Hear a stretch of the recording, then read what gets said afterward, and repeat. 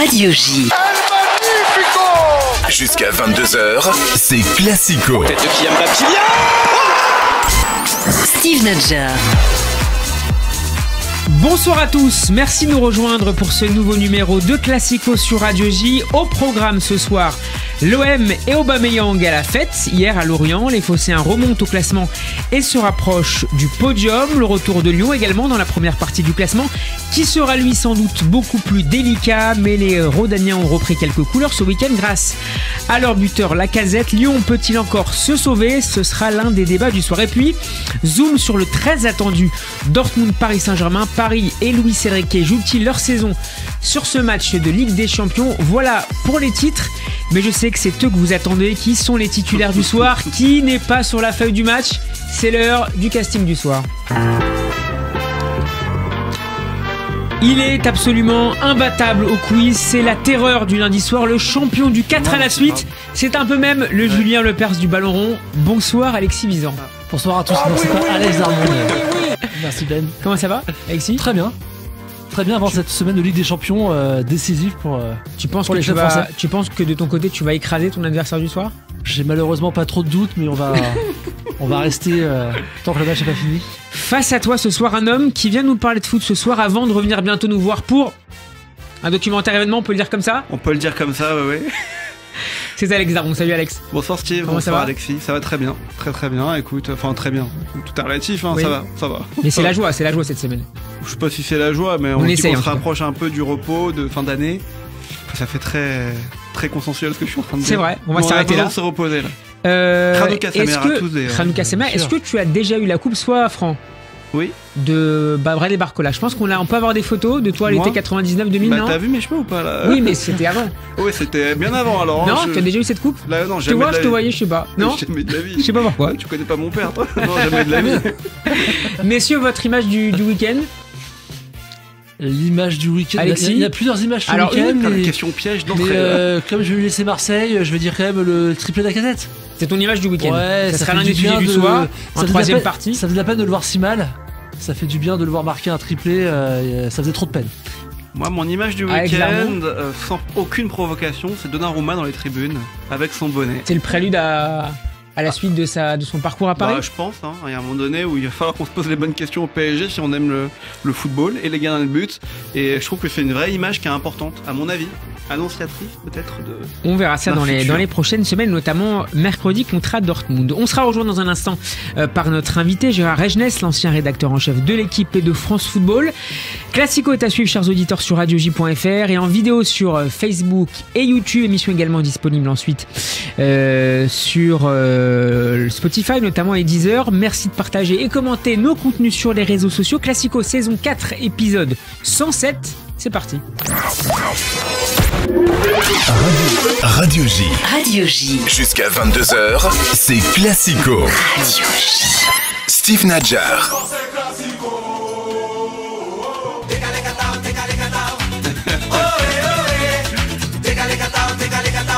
Vous l'avez ou pas? Vous l'avez? Le bal masqué. Obama, bien sûr. Obama, ouais, voilà. On l'avait pas, mais c'est pas mal. Okay, on fait avec ce qu'on peut, d'accord. L'OM va mieux et le doigt en partie au retour en forme de son buteur, Pierre-Emerick Aubameyang, l'ex-attaquant d'Arsenal et de Barcelone. Entre autres, a inscrit un nouveau doublé hier soir sur la pelouse de Lorient, victoire olympienne 4-2. Et pour en parler, est-ce que nous sommes déjà avec notre invité? On me dit que oui, c'est Benjamin qu'on salue qui est à la régie ce soir. Bonsoir Gérard Regnes. Bonsoir Steve, bonsoir les amis. Et merci de nous rejoindre. Gérard, ancien rédacteur en chef de l'équipe et de France Football.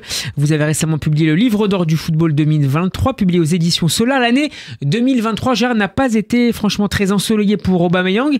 Ce qu'on voit depuis quelques semaines vous permet-il d'envisager une année 2024 un peu plus rayonnante? Plus rayonnant que l'année précédente, ça c'est pas difficile, il jouait jamais. Donc il avait beaucoup de temps libre, j'espère qu'il en a profité. C'était un pari risqué, hein, essayer de refaire le coup qui a été réussi avec Alexis Sanchez, qui était déjà pas évident. Ce sont des joueurs qui sont un peu en fin de parcours, hein, bien sûr, ils ont 34 ans tous les deux. Aubameyang, il a mis du temps à s'adapter, mais s'adapter à Marseille, c'est tellement difficile. Pour un attaquant, évidemment, pour un défenseur, c'est plus simple. Mais c'est pas un feu de paille. Vous pensez qu'il va poursuivre sur sa lancée là dans les semaines à venir? Non, je pense rien du tout. J'en sais rien s'il va poursuivre sur sa lancée. Mais ce qui est pris n'est plus à prendre. Les buts marqués et les points acquis, ceux-là, on pourra jamais les enlever. Donc après, non, bien sûr, il sera pas à 35 buts en fin de saison. Mais c'est pas non plus l'objectif. L'objectif, c'est de marquer quelques buts dans des matchs décisifs en vérité. C'est-à-dire de rapporter un certain nombre de points en championnat et de permettre de passer, d'aller plus avant dans la Coupe d'Europe. Alors, il l'avait réussi lors du tour préliminaire au mois d'août. Il avait eu 2 buts. C'était magnifique et l'OM s'est quand même fait éliminer. On peut pas lui reprocher à lui, en tout cas, si l'OM n'est pas en C1, ce qui est sans doute mieux cette année, parce que là, il n'y serait plus sûrement, vu la qualité de jeu qui a été produite longtemps cet automne, peut-être un peu moins maintenant. Donc oui, mais c'est essentiel de pouvoir compter sur un buteur. On l'a vu avec Lacazette, on en reparlera. Ouais. Mais et bien sûr, c'est vital. Alors messieurs, vital, Alexis et Alex Darmon, après Gérard Jeunesse sur... Non mais c'est pareil, c'est sur le retour en forme d'Aubameyang. Aubameyang il peut être irrégulier, donc on espère, sans parler de feu de paille, je pense qu'il y aura des périodes où il y aura le feu comme en ce moment, et d'autres qui seront peut-être plus durs. Mais tant mieux pour Marseille. On avait dit la semaine dernière déjà que on trouvait que le groupe Marseille avait su répondre aux demandes de Gattuso, qui voulait un changement d'état d'esprit, et que les Marseillais avaient répondu par 2 victoires consécutives. Donc l'Ajax était un bon exemple. Et la semaine dernière, Rennes ensuite, puis Rennes, voilà. Et puis là, donc cette semaine, ils ont enchaîné avec Lyon. Une victoire facile 3-0 face à un Lyon qui a fait beaucoup de peine, mais fallait quand même gagner 3-0. Une fois que c'est fini, on dit toujours que c'était facile, mais fallait quand même le gagner 3-0.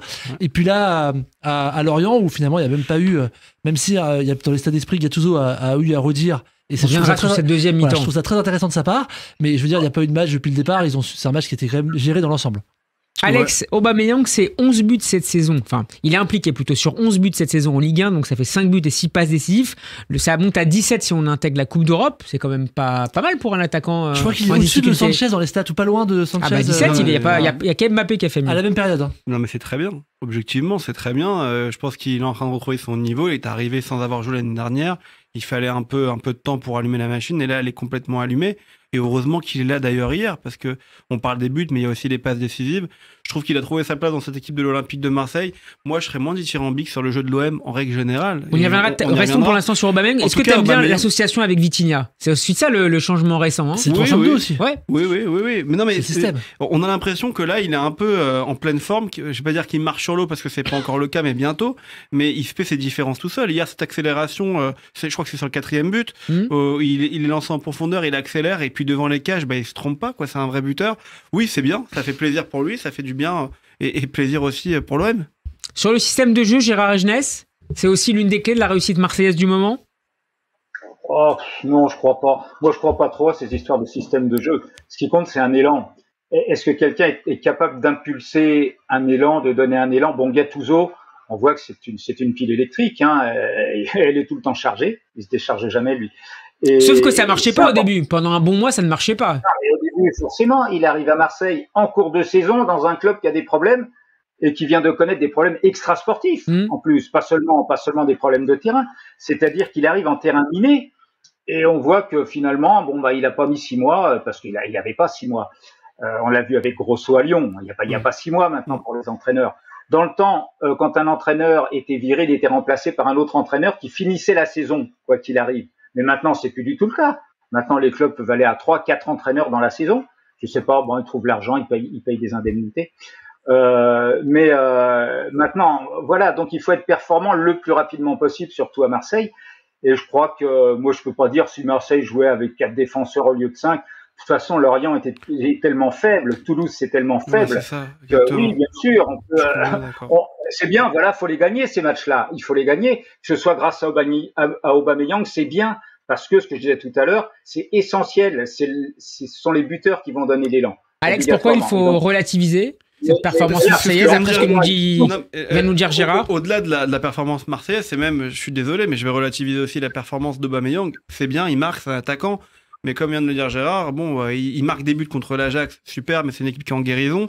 Il marque des buts contre l'Olympique Lyonnais cette semaine, qui je pense a oublié de venir au Vélodrome. À mon avis, c'était pas là quand vous Comme voyez les le match. supporters, ouais. Voilà, comme les supporters. Il marque contre Lorient, donc oui, il est en forme, mais je pense que Il ça marque va sur penalty face à Rennes. Bon. Ouais, et sur penalty face à Rennes, qui n'est pas non plus au milieu de sa forme. Et puis je pense que ça va continuer, puisque la semaine prochaine, il joue contre Clermont. Donc il y a un agenda aussi qui est plutôt favorable. Et tant mieux. Ça prouve aussi une chose, c'est que tout va très vite dans le football. Parce que franchement, il y a 3 semaines ou 2 semaines et demie, on disait Aubameyang, c'est le flop de la saison. Et là, il enchaîne 4 matchs devant 4 équipes qui, on vient de le dire, ne sont pas à un niveau incroyable. Bon, bah, ça devient le meilleur joueur de la Ligue 1, presque. Et c'est un joueur qui rapporte des points, comme disait tout à l'heure Gérard, c'est ça qu'on regarde aussi. Hein. Est-ce qu'il rapporte des points au club? Là, pour le coup, c'est le cas. Oui, c'est clair. Justement, et pour revenir sur la partie système, effectivement, c'est pas forcément le système 4-4-2, 5-3-5-2 ou pas qui a une importance, mais je trouve que le système a une importance dans le fait de mettre tes meilleurs joueurs ou tes joueurs qui sont censés être le plus décisifs dans les meilleures conditions. Et par rapport à ça, on voit bien que dans le système tel que le met en place Gattuso, Aubameyang est dans de meilleures dispositions. Il part souvent de la gauche pour entrer. Voilà, donc en fait le système en lui-même c'est pas forcément le système, mais c'est le fait de mettre un système qui te permette à tes meilleurs joueurs d'exposer. Quand on parle du PSG, on se pose toujours la question Mbappé dans l'axe ou à gauche par exemple, pour le mettre dans les meilleures conditions pour qu'il performe. Alors on va parler tactique. Mais je vous cède la parole dans un instant. Oui, on va écouter Régis Lebris. Oui, on va l'écouter avec grand plaisir. Mais simplement sur Aubameyang et sur Vitinha, moi je trouve que Vitinha est trop court. Je trouve qu'il n'a pas le niveau. Ouais, encore. Parce que là, il surperforme toujours. Ouais, enfin il surperforme, mais il marque beaucoup de buts. Pas beaucoup de buts, mais il en marque, il fait des passes décisives. C'est sûr que c'est pas 32 millions Vitinha, voilà. C'est ça que tu veux dire. Mais ça, ce sera jamais 32 millions. De toute façon, ça, on a décidé que c'était terminé. Donc c'est un peu court et je pense qu'il faut attendre le vrai test. Et j'espère que ça va marcher pour l'OM, je le souhaite vraiment. Le vrai test va être Brighton en Coupe d'Europe. Et on va voir si vraiment, là, l'Olympique de Marseille a un système de jeu, si Aubameyang est de retour en pleine forme, parce que là, ils enchaînent les matchs en plus. Et ça, c'est important pour le rythme d'un attaquant. On écoute l'entraîneur de Lorient, Régis Lebris, sur cette première mi-temps, on va dire de folie, vous permettez, avec des guillemets, de l'OM. Non, c'est clair.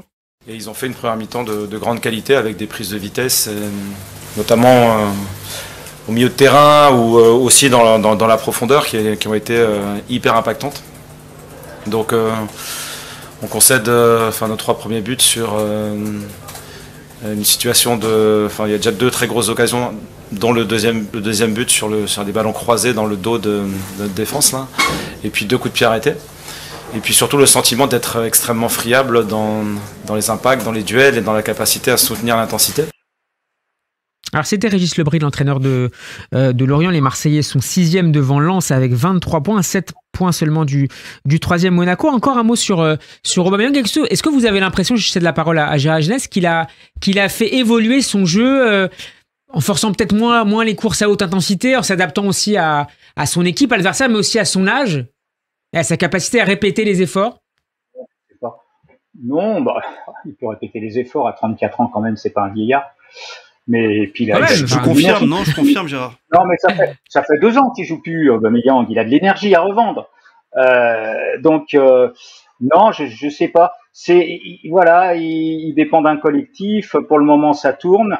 C'est bien après toujours tirer des grandes conclusions qu'on va démentir dans 15 jours parce qu'il aura pas marqué de but, parce que l'homme aura paumé. On peut l'éviter. Il faut être un peu plus philosophique, je dirais, que pointilliste comme ça à dire sur un match il a marqué contre l'Or. Oui, il a bien joué hier, voilà, il faut le dire. Disons qu'il y a une tendance quand même depuis l'Ajax, ça fait 3 semaines. Il y a une tendance plutôt favorable. Il y a une tendance pendant 3 mois où il a pas mis un but. Tout le monde disait qu'il était nul. Alors moi je veux bien dire qu'il est génial. On reviendra dans un mois puis on dira peut-être qu'il est nul. Je sais pas. C'est difficile le foot parce on est tout blanc, on est tout noir, on est génial ou on est nul. Ça marche pas comme ça en vérité. Mais sauf qu'il y a la sanction du classement et du résultat, et ça c'est impitoyable. C'est-à-dire qu'on juge les joueurs non pas à travers leur performance, mais à travers la performance de l'équipe. C'est-à-dire quand une équipe va prendre un but à la dernière minute, par exemple dans les journaux, dans l'équipe ou le Parisien, c'est le PSG, paf, les notes vont être baissées systématiquement d'1 point ou d'1,5 point. Mais en fait, les joueurs, ça n'a rien changé à leur performance, le but marqué dans le temps additionnel. Donc pour la plupart des joueurs, sauf celui qui a fait la faute sur le but. Donc il faut faire attention, il faut juste apprécier. Je crois le foot, faut l'apprécier, faut s'enthousiasmer. Après, alors je sais bien, tout à l'heure on va parler des coupes d'Europe. Alors on va dire faut être prudent, on en reparlera, on va voir ça. Mais voilà. En tous les cas, Gérard, je précise qu'on pouvait lire dans les colonnes du journal catalan Sport que Barcelone regretterait ou pourrait regretter le départ de son ancien attaquant. Je cite Sport, le Barça a besoin d'un buteur et aurait pu l'avoir avec Aubameyang, mais cet été, la possibilité de le recruter a été rejetée, malgré le fait que le footballeur a proposé de revenir avec sa lettre de libération sous le bras après son échec à Chelsea. Est-ce qu'on a un peu trop vite enterré Alexis Aubameyang, qui était l'un des grands attaquants du top 5 ces 10 dernières années, malgré 12 ou 18 derniers mois un peu difficiles? Non, c'est très difficile de répondre. Ce qui est sûr, c'est que pour moi, pour Marseille, même s'il y avait un risque à le prendre, c'était comme un joueur qui était à Barcelone et Chelsea derrière. Il n'était pas dans un club de second niveau, donc ça reste un joueur intéressant à la base. Après, le problème de ces joueurs qui jouent que sur leur vitesse, comme Aubameyang, c'est quand même sa qualité principale. Plus on vieillit par définition, plus ça devient dur de faire les différences face à des jeunes de 20 ans. Hein. Donc, après, il est aussi assez réaliste quand même devant le but. Et ça au contraire, je pense qu'avec l'expérience, ça peut compenser s'il adapte un peu son jeu, quoi. Oui, mais bon, c'est quand même un jeu de vitesse, c'est pas un buteur d'avant-centre de surface. Donc voilà, c'est difficile de répondre à cette question, mais comme disait Gérard, il faut profiter de ce qu'il fait en ce moment et c'est le plaisir du foot. Alex, quelles sont selon toi les limites de cette équipe marseillaise qui a tangué en deuxième mi-temps? Ça a exaspéré Gattuso. Non, mais il faut quand même remettre les choses en perspective. Encore une fois, hier soir, ils affrontent le FC Lorient. Enfin, je suis désolé, mais c'est pas le Bayern de Munich, hein, le FC Lorient. Et objectivement, on sentait qu'à tout moment, ça pouvait claquer du côté de l'OM. Donc, qui a fini par jouer à 10 après l'expulsion de Claude en plus. Et d'ailleurs, on pourra en parler de cette expulsion. Est-ce qu'elle est méritée ou pas? Je pense pas, moi, mais bon. Bref, en tout cas, on sentait que physiquement, ça pêchait un petit peu, et je pense que ça c'est logique, et c'est pas de la faute de Gattuso, il y a une préparation qui n'est pas la sienne, et on sent que ça a tangué un petit peu. Est-ce que c'est parce qu'ils mettent souvent le paquet, c'est ce que disait Régis Lebris après le match, souvent sur la première mi-temps pour faire des vraies différences, et que bon, forcément il y a un petit contre-coup à la 60e. Si j'avais été Régis Lebris hier, j'aurais fait une analyse de mon équipe, qui à mon avis... Il l'a fait par ailleurs. Hein, mais... Oui, mais je pense que c'est surtout ça qui fait que l'OM est dans des bonnes conditions. Enfin, les Lorientais, ils y sont pas du tout au début du match, mais vraiment pas du tout, c'est-à-dire que dès que les Marseillais rentrent dans la moitié de terrain lorientaise, ça finit en but. Donc on rentre à la mi-temps, ça fait 4-1, c'est pas immérité de la part de l'OM, mais c'est aussi pour ça, et d'ailleurs l'OM a très bien fait le boulot, Balerdi a marqué, faut quand même le signaler, c'est quand même incroyable, donc c'est aussi pour ça... C'est ton image du week-end, ce Balerdi, on sait que tu l'aimes bien. Non, mais oui, je l'adore ce joueur. Il a tenté, vous avez vu quand il a tenté de reproduire le salto d'Aubameyang. Ouais, c'était énorme. Mais je pense qu'il y a aussi vraiment le niveau de l'affrontement et de l'adversité du FC Lorient hier. Après, qu'est-ce qui manque à l'OM? Objectivement... un peu tout, quoi. Je veux dire, hier ça se passe bien, mais quand tu regardes le milieu de terrain, c'est pas foufou, quoi, comme diraient des copains à moi. C'est pas incroyable. Donc non, c'est pas incroyable, mais je pense qu'il va leur manquer. Solide. Mais là ils enchaînent les matchs tous les 3 jours. À un moment donné, il va leur manquer un banc parce qu'hier il faut rentrer des joueurs. Il y a pas une différence incroyable. Les remplaçants ne font pas une différence incroyable à leur entrée en jeu. Donc je pense que il va leur manquer du physique à un moment donné et un banc des remplaçants. Mais je peux me tromper. On va écouter Jordan Verretou. Je vous cède la parole. C'était au micro de Prime Video.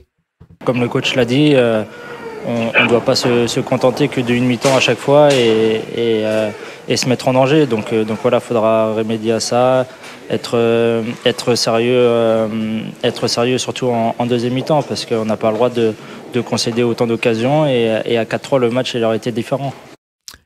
Gérard, est-ce que l'OM a besoin de se renforcer au mercato d'hiver ? Alors, ça dépend pour quel objectif. Besoin de se renforcer. Le podium, hein, je pense que... Non, mais les clubs ont des effectifs tellement pléthoriques que se renforcer, ça veut dire vendre, obligatoirement. Alors après, quelles sont les possibilités de vente au mercato d'hiver? Se renforcer, oui, il faut se renforcer en reprenant Rongier, par exemple, à partir du mois de février. En reprenant Kondogbia qui est blessé, parce que c'est vrai que le milieu était un peu faible, mais il manquait quand même de joueurs importants. Après, je sais pas, on sait que le président Longoria a la fièvre acheteuse. Lui, c'est la seule chose qui lui plaît, c'est d'acheter et de vendre. Avec une efficacité relative lors du dernier mercato d'hiver, avec notamment l'arrivée de Malinowski qui avait pas... Non, mais il recrute frénétiquement. Donc, il recrute, oui, mais pas seulement Vitinha. Enfin, il y a beaucoup de joueurs sur le banc, là, actuellement, qui ont été recrutés l'été dernier, qui ont été accueillis à l'aéroport par des milliers de supporters et qui maintenant sont remplaçants. Parce qu'il y a quand même des questions de niveau. C'est-à-dire, quand on recrute des joueurs que nous, même spécialistes, on connaît pas bien, on a des doutes, quoi. Pas quand ce sont des jeunes joueurs. Parce que Vitinha, c'était un jeune joueur. Ça va peut-être se transformer en flop. On sait pas encore, mais c'est pas impossible. Pour Vitinha. Il y a Correa aussi. On a Correa, Très peu performant, c'est hein. limite plus un flop que Vitinha parce que bon, même si le prix de transfert est pas le même, Correa, c'est incroyable. Correa, c'est un joueur qui a des références quand même. Hein. On Gérard, recrute en seconde division anglaise.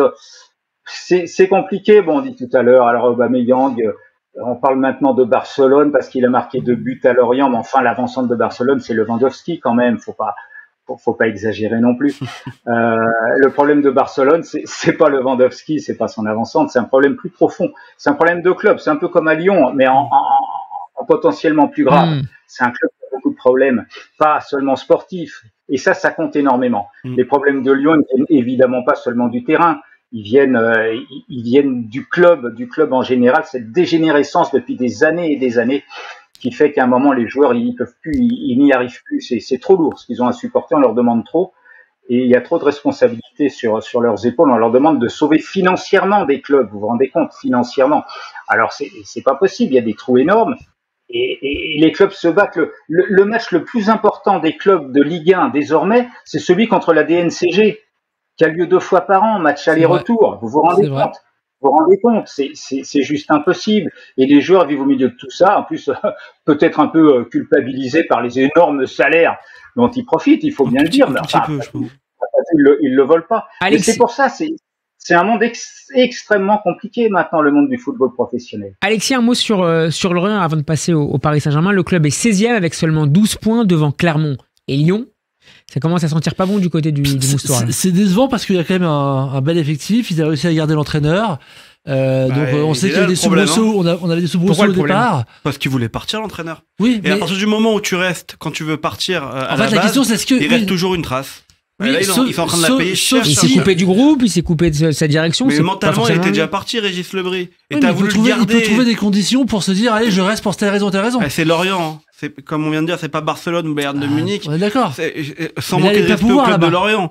Il voulait partir. Tu manques de respect, mais Non, j'adore le Moustoir. Non, mais il voulait partir parce qu'il avait envie de faire autre chose et peut-être aller dans un club un peu plus huppé. Et là, à mon avis, ils sont en train de payer, mais très très dur, le fait d'avoir fait le forcing pour le garder. Voilà ce que dit le président, hein, Loïc Ferré, avant le match, donc avant la défaite. J'ai confiance dans le groupe, dans le staff. C'est pas bon signe. En général, c'est ce qu'on annonce quelques semaines avant d'écarter son coach. Ouais, moi je pense qu'il va l'écarter. Mais enfin, c'est de sa faute aussi. Encore une fois, Régis Lebris, il avait été très clair, il voulait partir. Bon, voilà. Là, aujourd'hui, pour moi, il le paye. Hein. C'est pas grave, ça arrive. Hein. On va écouter justement Lebris une seconde fois sur les défaillances du bloc défensif lorientais hier. Le sujet, il n'est pas là. Là, aujourd'hui, le sujet, il est autour de l'intensité, l'engagement, la capacité à soutenir la vitesse et l'intensité marseillaise. Donc, il y a aussi, justement, une certaine culture autour du bloc défensif parce qu'il s'est ouvert. Donc on avait toujours la volonté de venir chasser et de poser des problèmes à la relance marseillaise, mais à partir du moment où ça rentrait dans l'intérieur de notre bloc et qu'il y avait des prises de vitesse folles, donc c'est à ce moment-là qu'on aurait pu faire un peu mieux sur le plan tactique. Mais il y a aussi beaucoup de duels qu'on n'a pas su gagner, et ça change énormément de choses dans un match. Alex, moi je trouve qu'il a tout dit, il y a énormément de duels qu'on n'a pas réussi à gagner. Enfin, c'est pas énormément de duels, il perdait tous les duels en première mi-temps. C'était vraiment quelquefois même affligeant.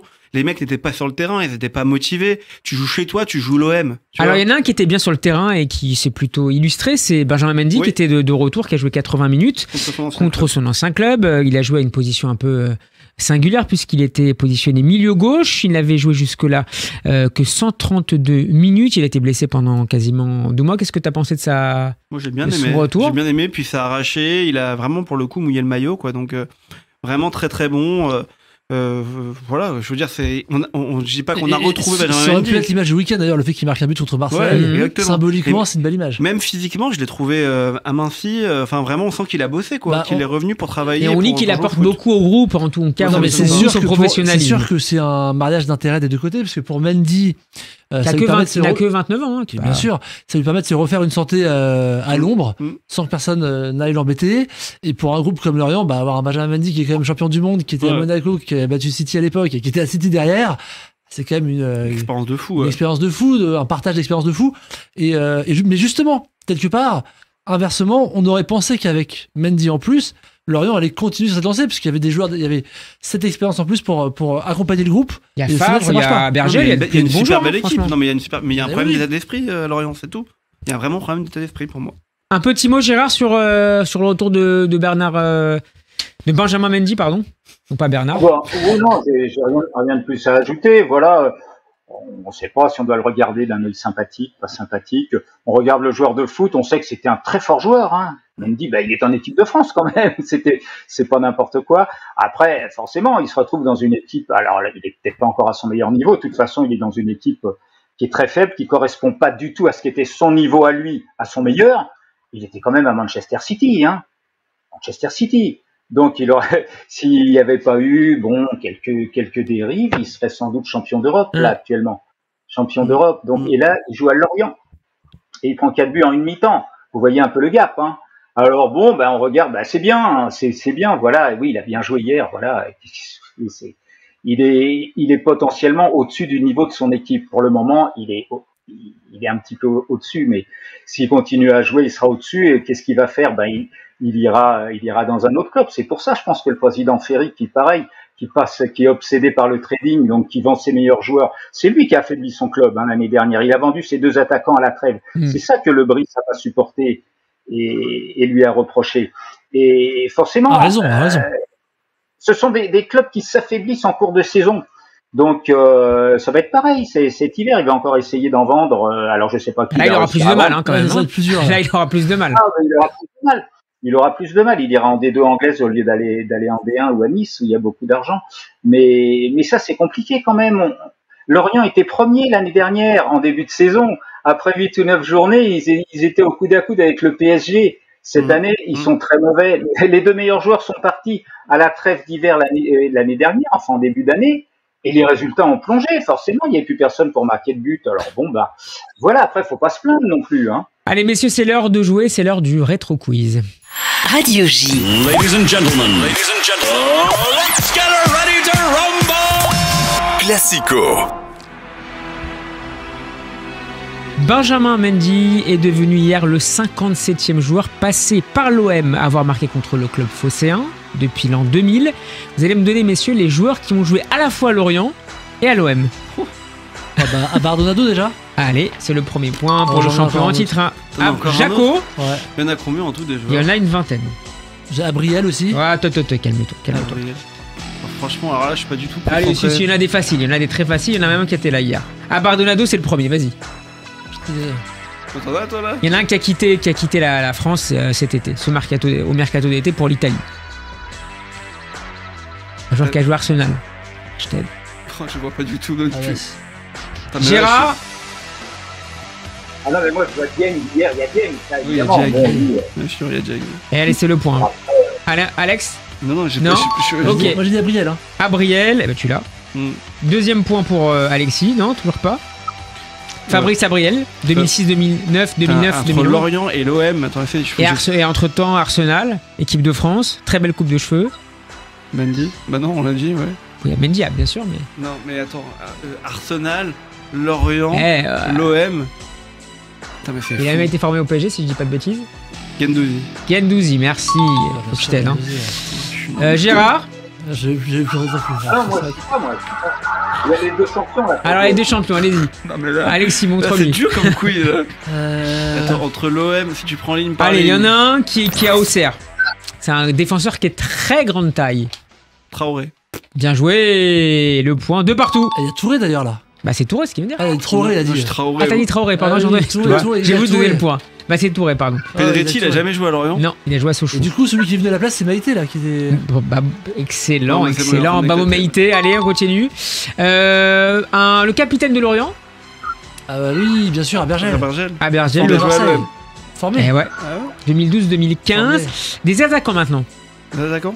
2 attaquants. Ouais. Il y a 2. Il y en a un qui est parti là. Il y en a un qui a joué en Angleterre. Son frère est connu. Son frère aussi a joué. Ayou. Les 2 Ayou. Jordan et André. On peut lui mettre 2 points. Allez, on met 2 points pour Alex. Pourquoi dans ce suspense? Un attaquant qui s'est fait connaître à Lorient. Avant de briller. Gignac, bien sûr. Gignac. Évidemment, Gignac. T'as dit Drogba, c'est honteux. Maintenant, un défenseur qui a joué. Fiorez l'a pas fait rien. Fabrice Fiorez, oh là là. Et un autre attaquant qui a joué à l'OM et à Auxerre. Il se fait connaître à Auxerre. Et il a joué aux années 90. Et il a joué à Lorient après avoir joué à l'OM. Oh putain, c'est dur. C'est quoi la première lettre? Bah, c'est mon prénom. Ah, Steve. Bah non, ça peut pas être. Si, lui. Marley. Steve Marley. Ah, Steve Marley. Hey, ouais. Ah, mais c'est pas pour moi, c'est rien. Maintenant, messieurs, un milieu de terrain qui a joué à Lorient, puis à l'OM contre un beau contrat avant de rejoindre, si je dis pas de bêtises, je crois l'Italie, la Juve. Je dis pas, ouais, la Juve. Ah, Mehdi Benatia. Non. Non, il n'a pas joué à Lorient. Si, il a fait Lorient Marseille, Benatia. Il a pas joué à l'OM. Il a été formé à l'OM, mais il a tu- pas joué à l'OM. Ok. Un milieu de terrain dont le père était à l'agent, je crois, avant de partir en Angleterre. Non, vous l'avez pas? Non, mais Mario moi, je suis Lemina. nul. Ah, Lemina. Bien sûr. Attends. Lemina, Un Petit frère qui est latéral. au PSG, d'ailleurs. Un latéral qui Ouais. a joué également à Lyon. Belle petite carrière, c'était un des protégés de Marcelo Bielsa. Jérémy Morel, évidemment. Jérémy Morel. Bon, ouais, je crois qu'il n'y a pas. Oui, Je compte continuer à compter les points ou pas là? Non, c'est bon, oui, c'est bon, c'est bon. C'est pour le plaisir du jeu. Allez, un ancien. Là, c'est vraiment un rétro dans les années 80-90. D'abord à l'OM, une saison 87-88. Gérard peut t'aider peut-être. Avant de terminer à la fin des années 90 avec Lorient. Il a fait l'OM et Je crois qu'il Lorient. était algérien, je crois, si je dis pas de bêtises. Il a fini en fin des années 90 avec Ouais. Lorient et il a joué à l'OM avant. Il a joué à l'OM dans la 87-88. 87-88. Ça, Ça, attends. Non, vous l'avez pas? Non, ça, Ali j'arrive. Boafia. Ah ouais, Ah, t'aurais pu l'avoir, Alexis. Ouais. Donc, tu m'aurais dit Lyon, tu vois, moi, c'est ouais, ici. ouais. Allez, un milieu de terrain offensif qui a joué à Lorient entre 2008 et 2011 avant de rejoindre l'OM en 2011. Il y a joué 3 ans. Il a dû marquer quelques petits buts. Hein. Milieu offensif, assez Il a bon. joué à Lorient entre 2008 et 2011 Ouais. et il a rejoint l'OM en 2011. Milieu assez technique. Non, vous l'avez pas? Je suis nul. Là, comme ça. Non. Morgan, Malfitano. Amalfitano. Ouais, bien sûr. Il y avait aussi C'est vrai, c'est vrai. Jacques Alexis, Romao. Ouais, bon. Ah ouais, Romao, bien sûr. Romao, Alain Cantarel. Bon, après. Cantarel, c'est un peu Seydou Keita. Et Yannick Fischer. T'aurais pu peut-être le trouver. Non, Bon, bah, Fischer, c'est une victoire, on peut dire. Ouais. Alors, sur ce type de quiz. C'est une d'ailleurs, motion de rejet contre toi, je pense. Non, mais non, mais. Alex. Allez, on va parler maintenant du Paris Saint-Germain.